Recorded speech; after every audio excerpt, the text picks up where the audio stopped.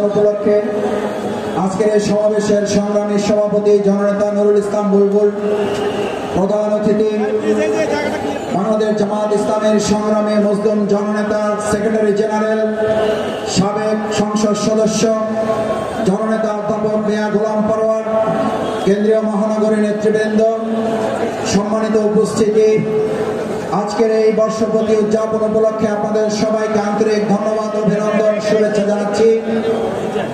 আমাদের সম্মানিত প্রধান অতিথি সভাপতি বক্তব্য রাখবেন। আমি শুধু দুটো কথা বলে আমার সংক্ষিপ্ত বক্তব্য শেষ করতে চাই।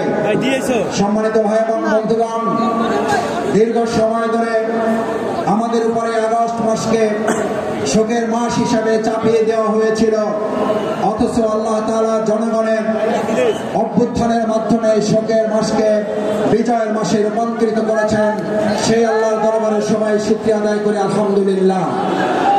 আর শোকের মাস নয়, আর শোকের মাস জনগণের জন্য বিজয়ের মাস। আর শোকের মাস নয়, আর শোকের মাস বাংলাদেশের মানুষের আনন্দ করার মাস। আর শোকের মাস নয়, আর শোকের মাস জনগণের অধিকার আদায়ের আন্দোলন প্রতিষ্ঠিত করার মাস। এই পল্টনে আপনারা সেদিন গুলি এবং বোমার সামনে দাঁড়িয়েছিলেন, আজ আমরা দাঁড়িয়ে চাই। যদি কোনো টেন্ডার